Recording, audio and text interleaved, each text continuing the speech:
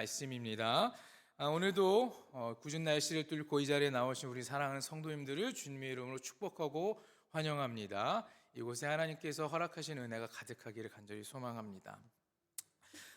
오늘 말씀은 에베소서를 기록한 이유는 이라는 제목으로 함께 좀 나누려고 하는데요. 여러분도 잘 알고 계시겠지만 에베소서는 빌립보서, 골로새서, 빌레몬서와 함께 옥중 서신으로 불리고 있습니다. 사도 바울이 로마 감옥에 투옥되었을 때 주 한 62년경에 그리고 제3차 선교 여행 중에 3년 동안 목회한 지역 에베소에 대한 이야기입니다. 에베소서는 몇 장으로 되어 있는지 아시나요, 여러분? 6장이죠. 비교적 짧은 서신입니다. 그러나 이 바울 신학에 아주 중요한 사상들이 잘 보여지고 있습니다. 때문에 바울 신학의 요약이라고 불리기도 하죠. 그리고 에베소서의 정통한 학자들은요, 이 서신을 매우 높게 평가하고 있는데 많은 학자들이 이 에베소서를 바울 사상의 최고봉이라고 부르기도 하고요, 바울 사상의 진수다라고 말하기도 합니다. 이런 평가가 나오는 이유는 에베소서가 바울 사상의 정말 핵심 중의 핵심이었다라는 것을 말하는 것이죠.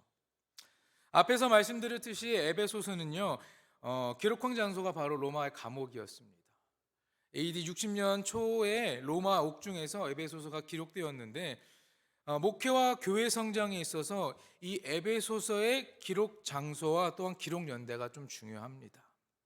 그것은 바울이 극도로 힘든 상황, 감옥에 갇혀 있는 그러한 힘든 형편 가운데에서도 변함없이 교회를 사랑하고 염려하고 기도했다라는 것을 보여주고 있기 때문입니다.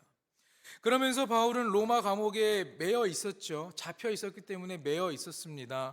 그러나 자신의 복음 활동은 전혀 매여 있지 않았습니다. 그래서 이 서신을 통해서 계속해서 바울은 목양하는 모습을 보여주고 있습니다. 바울의 다른 서신들이 특정한 개교회에 보내지는 반면에 에베소서는요, 보편적으로 어느 한 교회가 아닌 한 지역에 있는 교회들을 향해 전해졌습니다. 문제에 있어서도 다른 서신들은요, 논쟁적 성격이 강하게 띄거나 때로는 거칠게 표현하기까지 했습니다. 그러나 이 에베소서의 문장은요, 평온하고 그리고 시간에 쫓기는 듯한 그러한 인상을 주지는 않습니다. 이 땅의 교회는요, 언제나 치열한 영적 전쟁을 수행하고 있습니다. 이러한 영적 전쟁에서 승리하기 위해서는요, 각 시대를 살아가는 우리가 각 시대를 지배하고 있는 사상과 가치관을 좀 잘 알아야 한다는 말입니다. 사도 바울이 에베소서를 기록할 당시 에베소 주변의 리커스 벨라 지역은 혼합주의적인 가르침이 상당한 큰 영향력을 끼치고 있었습니다. 골로새서에 비추어 볼 때 그 당시 혼합주의는요, 그리스도의 인격을 과소평가하고 인간의 철학과 세상의 초등학문을 강조하였습니다. 또 유대주의적 율례들, 할례, 음식 규례, 절기, 월삭 이런 규례들을 강조하였고요, 마지막으로는 천사 숭배를 강조하였어요. 이러한 가르침은 유대주의 사상과 히랍, 그리스 사상을 섞어놓은 혼합주의적인 가르침이었습니다. 바울은 아마도 이러한 혼합주의적인 이런 세속 종교와 학문들이 이 지역을 위협하고 있을 때 이곳에 있는 성도들이 바른 신앙을 가지기 위해서, 바른 신앙을 정립할 수 있기 위해서 그의 신학적 결정판이라고 할 수 있는 이 에베소서의 서신을 보낸 것이다 라는 것입니다. 에베소서에서도 이러한 혼합주의의 가르침에 대한 경고를 하고 있는데 4장 14절에 보면 사람의 속임수와 간사한 유혹에 빠져 온갖 교훈의 풍조에 밀려 요동하지 않게 하려 함이라. 이 14절 말씀은 에베소서의 주변에 있는 혼합주의의 사상에 대한 교회의 주의를 환기시키려는 말씀입니다. 이처럼 성도들의 바른 신앙을 확립하기 위해서 에베소서는 기록되었던 것입니다. 에베소서 6장에 보면 성도들을 영적인 군사로 표현하기도 하는데 이건 역시 의와 진리로 거짓과 싸워 이기도록 의도한 것입니다. 오늘을 살아가는 우리들에게도 수많은 유혹들은 있습니다. 속임수가 있고요, 그런 것들이 우리를 흔들고 있습니다. 그러나 우리는 흔들림 없이 그 복음 안에서 교회와 나의 신앙을 지켜 나가야 할 것입니다. 에베소서는 다른 서신들에 나타난 신학적인 주제들을 고루 가지고 있습니다. 즉 바울은 이 짧은 서신 안에 교회론, 신론, 기독론, 성령론, 구원론, 인간론, 종말론 등 많은 이러한 신학적인 주제들을 서술하고 있습니다. 바울은 이 서신들에서 매우 완성도 높은 자신의 신학을 보여줍니다. 에베소서와 바울의 다른 서신들과의 차이점 중에 하나는 바로 교회론입니다. 다른 서신들은 조직과 기관으로 교회를 보여주고 있지만 에베소서에서는 살아있는 그리스도의 몸으로서 교회를 보여주고 있어요. 바울은 교회에 대한 다양한 진술로 풍부한 교회론을 확립하고 무엇보다 교회가 하나님의 선택한 공동체라는 사실을 말해주고 있습니다. 이러한 개념은 다른 서신들에서는 명백하게 나타나지는 않습니다. 교회는 하나님께서 창세전에 예수 그리스도 안에서 선택한 사람들로 구성된 신비한 공동체라는 것을 말하고 있습니다. 하나님께서는 만물을 회복시키시고 또한 우리를 세우신 상태에서 하나님 나라를 이끌어가기 위한 계획을 성취하기 위해 그것들 가운데 우리들 가운데 교회를 중심으로 세우셨습니다. 또 예수 그리스도께서 재림하실 때 하나님 나라를 상속하게 될 특별한 공동체로 세우셨어요. 교회는 만물의 머리가 되시는 그리스도의 몸이고 부활 승천하신 예수 그리스도는 하나님 보좌 우편에 앉아 계십니다. 교회는 바로 이런 그리스도의 몸으로 그리스도와 특별한 관계를 맺어가는 것입니다. 교회는 또한 제3의 종족과 같은 공동체라고도 말해야 합니다. 원수지간이었던 유대인과 이방인이 그리스도 안에서 연합하여서 새로운 인간성을 형성합니다. 이것이 바로 교회인 것입니다. 교회는 건축술적으로 보면 굉장히 많은 것들이 집약적으로 모여 있습니다. 벽과 벽이 서로 연결되고요. 건물마다 서로 결합되어서 큰 건물을 세워갑니다. 그렇듯 교회도 역시 유대인과 이 이방인들을 다양한 사람들이 한데 어우러져서 공동체를 형성하게 되는 것입니다. 바울은 다른 서신들보다 더욱더 전진된 진술을 통해서 교회론의 완성도를 높이고 있습니다. 고린도전서 3장 11절은 그리스도를 교회의 터라고 말합니다. 그러나 에베소서 2장 20절에 보면 사도들과 선지자들을 교회의 터라고 말하고 있습니다. 그러면서 그리스도를 교회의 모퉁이 돌이라고 말해요. 이 고린도전서와 에베소서의 말씀처럼 사도들과 선지자들의 역할이 그리스도의 역할과 얼마나 일치되는 건지를 보여줄 뿐만 아니라 그들이 교회를 세우는 데에 그리스도와 얼마나 밀착한 존재였는지를 말해주고 있어요. 에베소서의 교회는 보편적인 전체 교회를 가리키는 말입니다. 에베소서에서 개교회는 논의의 주제가 아닙니다. 에베소서는 한 교회에서 보낸 것이 아니고 여러 교회에 보내진 것이기 때문에 바울은 전체로서의 교회에 초점을 맞추는 것이 적절하다고 판단한 것입니다. 하지만 윤리 부분은 믿는 자들이 그들 자신의 특수한 회중들 가운데에 다른 사람들에게 어떻게 대해야 하는지를 다루곤 합니다. 에베소서에서 그리스도와 교회의 관계는 다른 어떤 서신보다 명확하고 상세히 규정되어 있는 책입니다. 다른 서신들은 교회를 그리스도의 몸이라고 말하고 있습니다. 그러나 에베소서에서는 그리스도를 그의 몸의 머리라고 부릅니다. 특별히 에베소서 5장을 보면 그리스도와 교회의 관계를 남편과 아내, 머리와 몸, 신랑과 신부, 자기와 자기 몸의 관계로 은유로 표현하고 있습니다. 교회론 외에 다른 주제들도 신학적으로 굉장히 탁월하게 보여주고 있습니다. 바울은 에베소서를 통해서 그의 신학이 가장 높은 단계에 이르렀음을 보여주고 있습니다. 다른 서신들에서보다 뛰어난 통찰로 그의 신학적 아이디어를 보여주고 있어요. 우선 그는 삼위일체 하나님의 관점에서 구원이 어떻게 전개되고 완성되는지를 말하고 있습니다. 또 창세전 하나님의 선택을 언급하고 있고요. 믿는 사람의 구원이 하나님의 우주 전체에 대한 계획과 경영에 맞물려 있음을 진술하고 있습니다.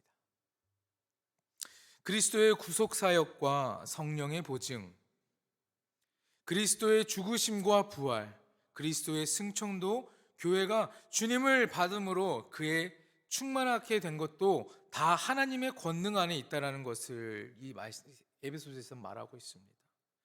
이와 같이 바울은 구원의 완성도 하나님의 주도적인 행동에 의해서 이루어진다라는 것을 강조하고 있습니다. 하지만 바울은 하나님의 계획을 실현하는데 그리스도의 역할이 결정적이었다라는 것을 빼놓지 않고 말하고 있습니다. 기독론은 에베소서의 지속적인 주제로서 교회론과 불가불 관계에 있습니다.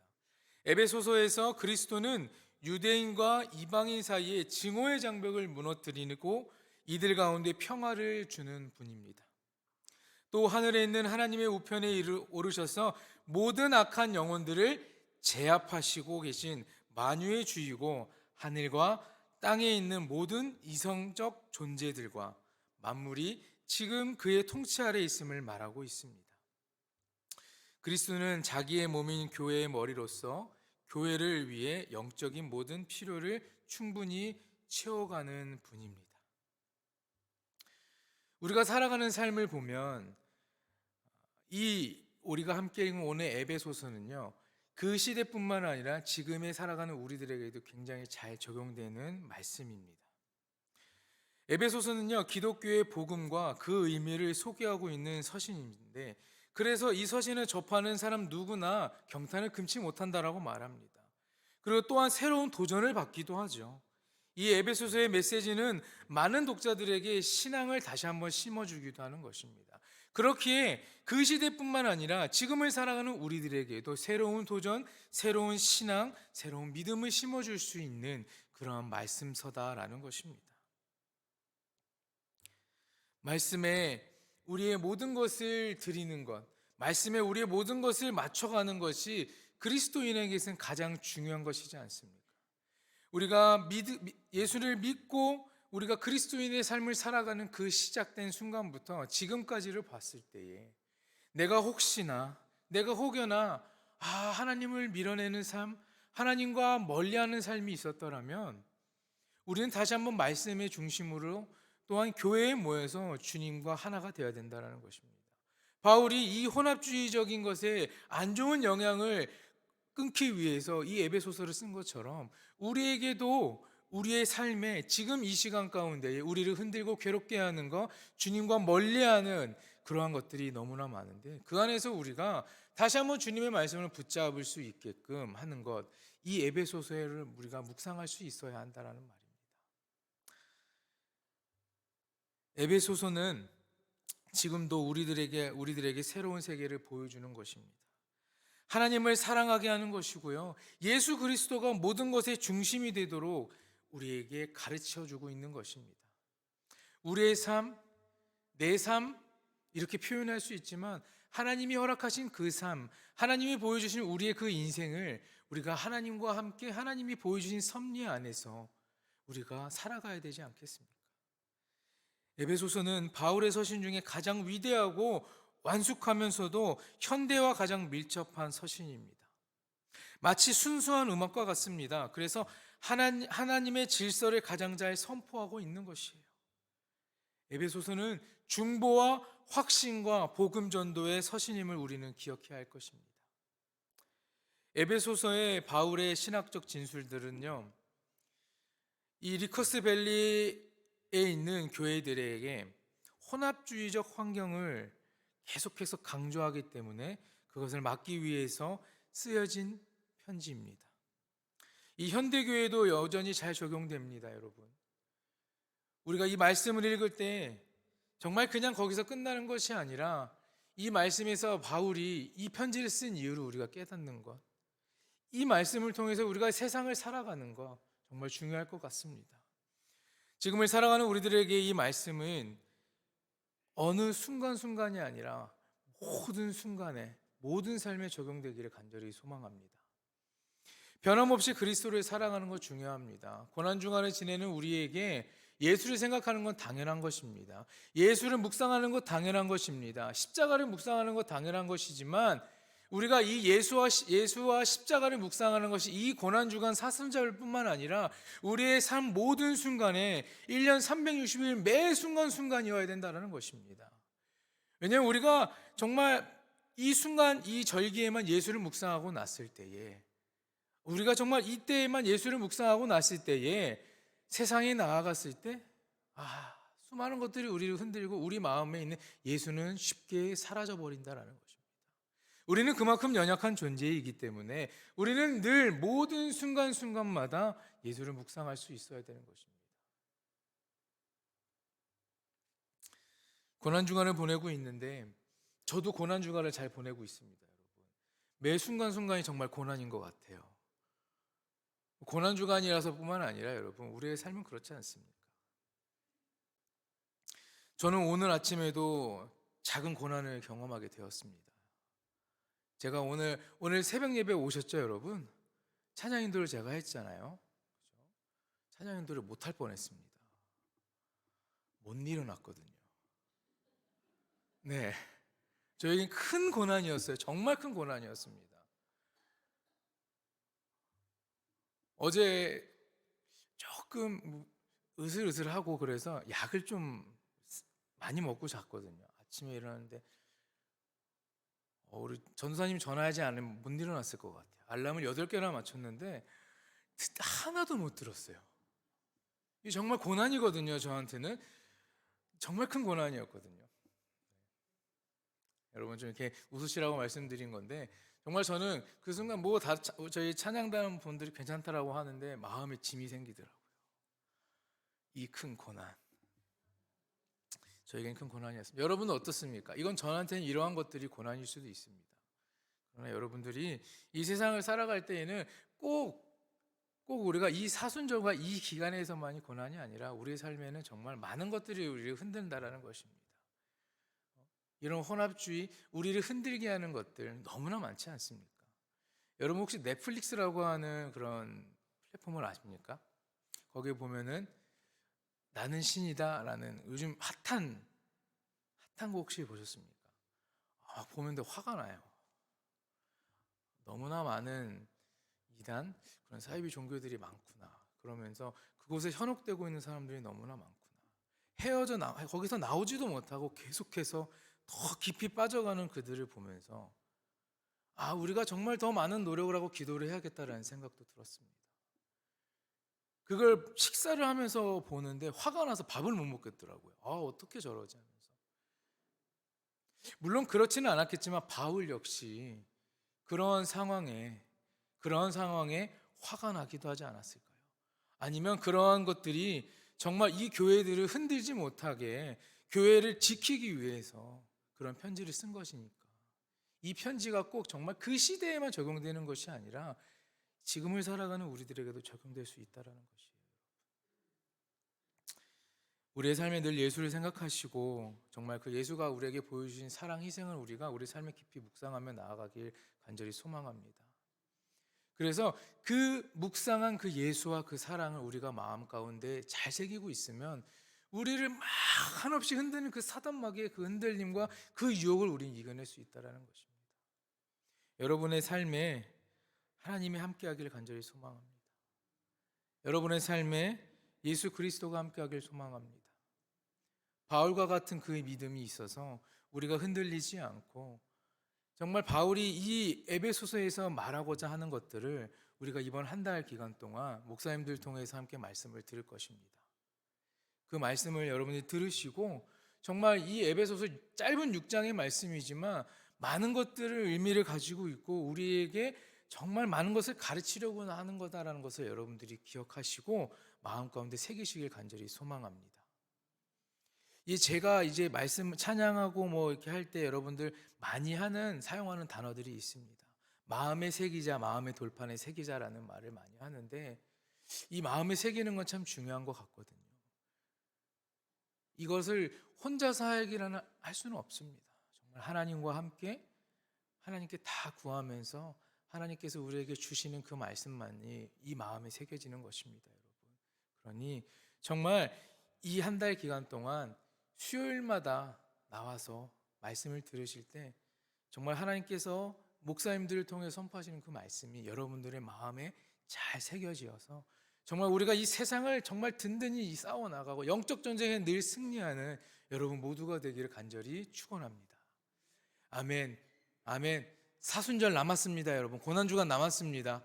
나와서 기도하시고 정말 뜨겁게 우리가 예수의 그 사랑과 십자가를 다시 한번 묵상하는 여러분 모두가 되기를 간절히 소망합니다.